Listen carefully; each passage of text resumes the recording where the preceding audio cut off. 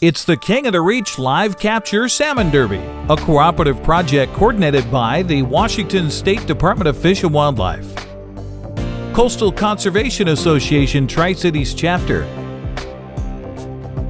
and the Grant County Public Utility District. The Derby financial sponsor is the Grant County PUD.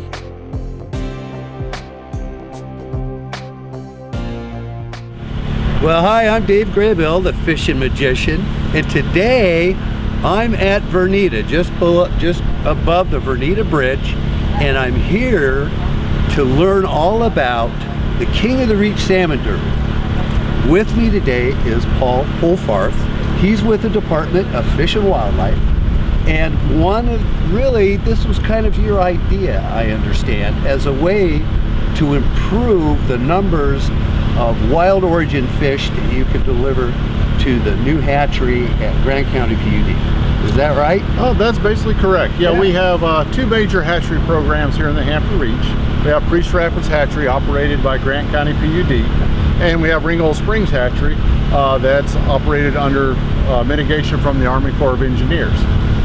And with our hatchery programs, we want to integrate natural origin fish into our brood stock. And really, it's been quite recently that we've really discovered that we're really not getting any wild fish back to our hatcheries.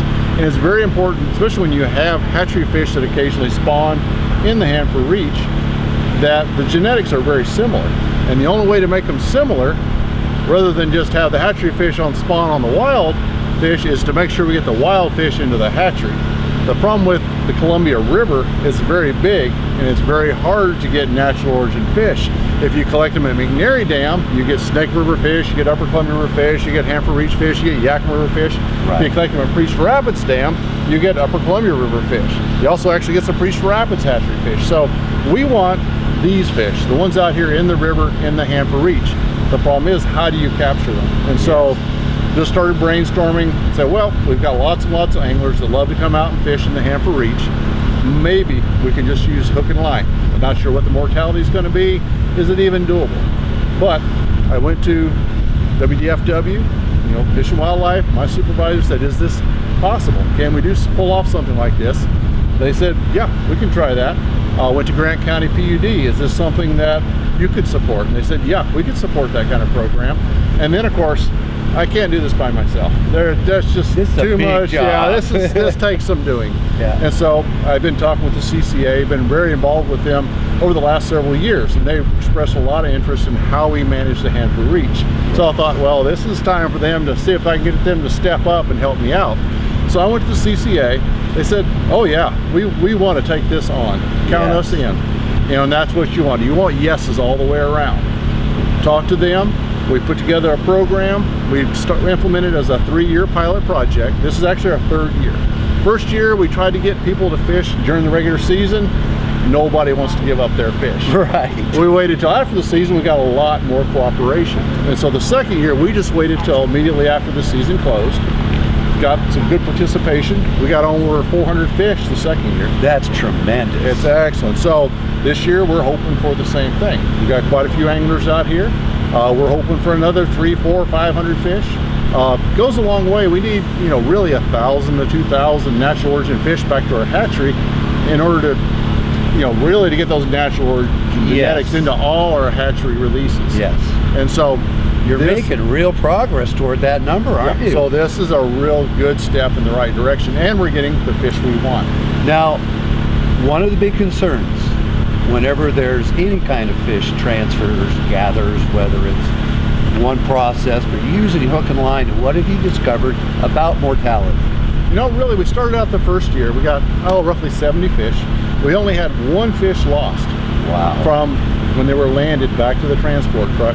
We only lost, I think it was 1 or 2 other fish by the time we spawned them. Keep in mind, we're holding these fish for a month. We're not spawning them until they're right. That's right. And so a lot of handling from the time we get them in the boat till the time we actually spawn them. Yes. And so really low mortality in the first year.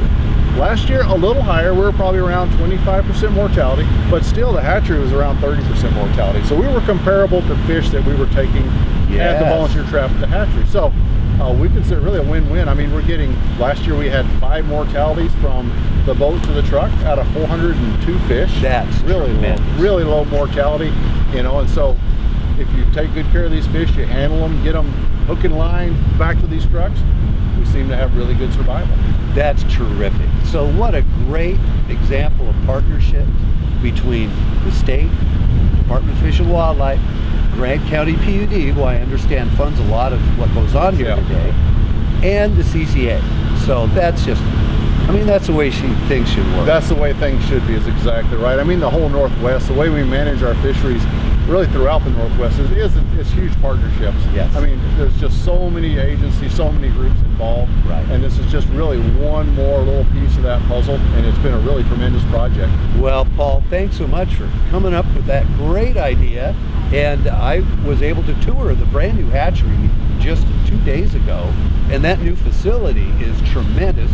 13 million eggs will be produced from that hatchery. Yeah. So I'm really excited to be down here today, meeting everyone with CCA, Department of Fish and Wildlife, and Grant County PUD, and we're going to show you a little bit more about the process here at the King of the Reach Salmon Derby.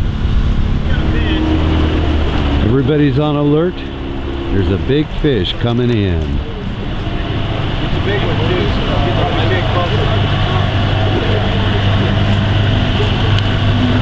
This is how it happens down here at on the beach at Vernita.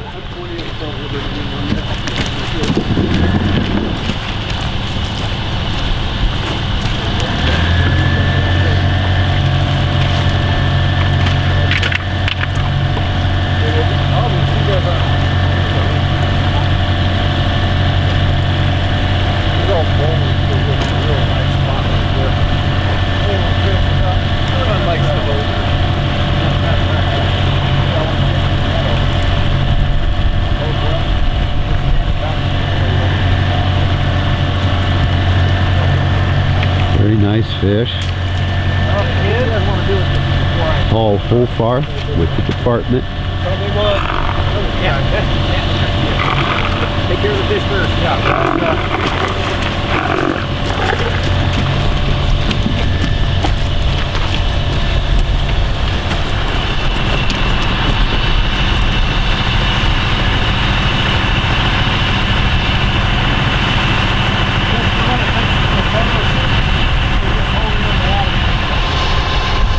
Now there's a nice example of the fish we're getting here.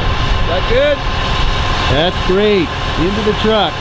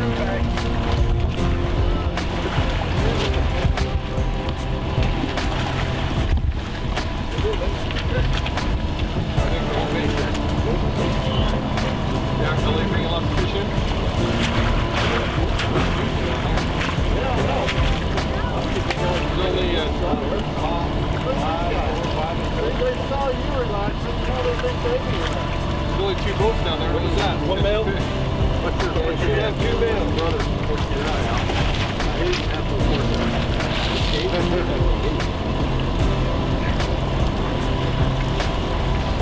We got room for one more volunteer on there. Send one of the young adults. So, you want your brother to go? Raquel, either you or your brother can go out on the boat and cast and stick the fish.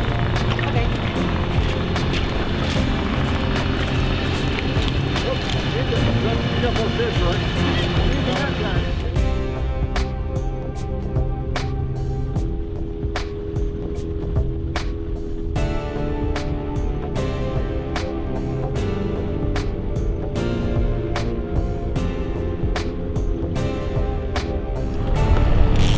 Well, right now I'm with Don and Joe both from the Tri-Cities chapter of CCA.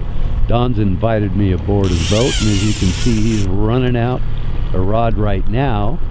And from what I hear, the good old super bait and flasher has been accounting for a lot of fish in this year's Derby. We'll see what we can find this hole just above the Vernita Bridge. Here comes one of the chase boats from Grant County PUD. It's running up and down the river, collecting fish to put into their live wells during the event.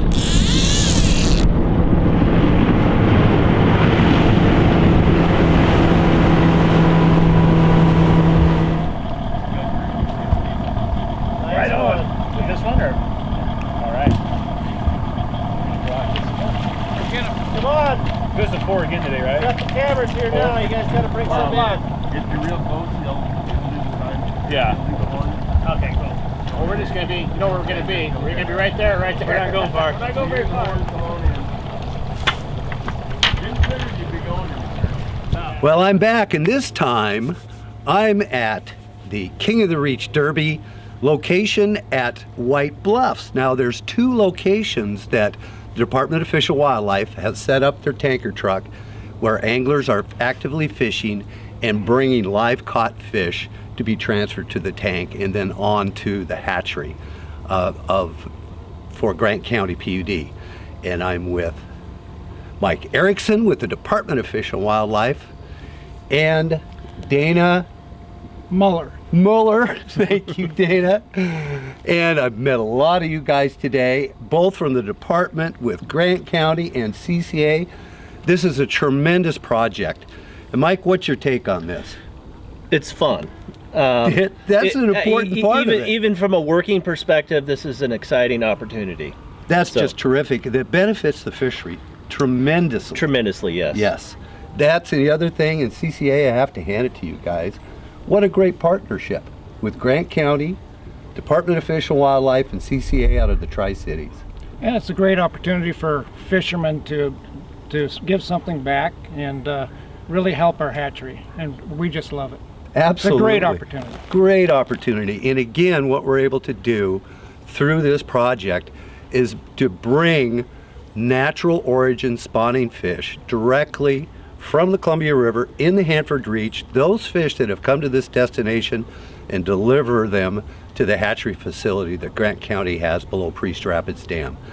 And just to add to the fun, you guys have got great prizes, and Grant County's helped out with that, and a lot of local sponsors that we'll be able to mention later, and then of course the bragging rights. Yes.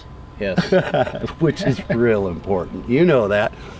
And the fun of this competition is that no one is fishing the Hanford Reach this weekend other than CCA members and the people that have entered this derby. Isn't that fun? That's correct, yes. We've fantastic. Got thousands of fish out here, and the CCA group and the people that participate in the King of the Reach Salmon Derby are the ones that get to participate. Out there, just be on the boat too.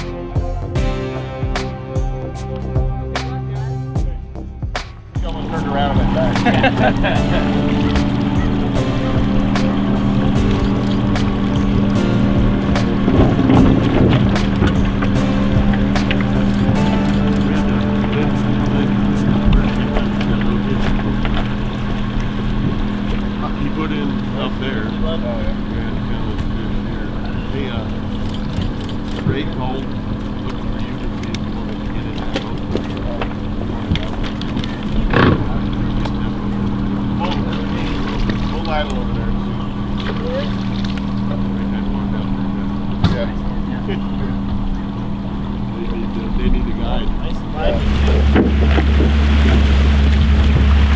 You guys got 1, 2, 3, 2. We should have 5. Yeah, I hear you. That's a nice tail there.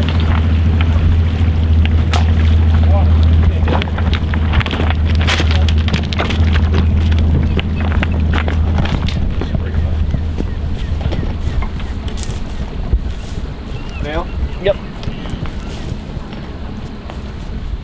Well, now I'm back down at Vernita. I got a chance to catch up with Nello Pisinich. He's with CCA as well. In fact, you're the Washington Executive Director for CCA. Yes. You know, and we've known each other a long time. CCA and I go back a long ways. In fact, I organized the first membership meeting in Wenatchee for the chapter that exists there now. And Nello always comes up every year and helps out with the great Wenatchee River Salmon Derby that benefits CCA. And it's great to see you here today with the Tri-Cities group. Thank you. Good to see you too, Dave. Appreciate it. Yeah, and Nello, what a great example of the partnerships that can be created to the benefit of not only the species, but the sport fishery in our region. Dave, I think you're right on. Working with Grant PUD, with the Department of Fish and Wildlife, CCA, coming together to do this event just speaks volumes for what we as sports fishermen can do to not only help the industry, the sport fishing industry, but to help the resource. That's what this derby is about. This is not your typical catch and kill derby. This is a live capture. What we're trying to do, help the resource, improve the genetics at the hatchery, as you know. Yeah. A great partnership. To build the future of already the strongest return of Chinook salmon probably on the West Coast. That's right. Is right here at Vernita. Right here. We Hanford Reach. We are blessed in Washington. We used to be the salmon fishing capital of the world at one point. Yes. We would like to get back there. These strong runs on the Columbia, Puget Sound, all over the state. Yes. We need to rebuild them back up. Yes. And this is just a great example of how we can come together and do that. And it's a unique opportunity that we have as sports fishermen. Our ability to fish selectively, to capture these fish, to keep them, deliver them to the hatchery. The statistics from last year were just phenomenal. Absolutely. Less than 1% immediate mortalities. Long-term mortalities were the same as fish swimming into the hatchery on their own. So it's a great all-around project. And again, we're strengthening genetics by selectively targeting the naturally spawning fish. That's right.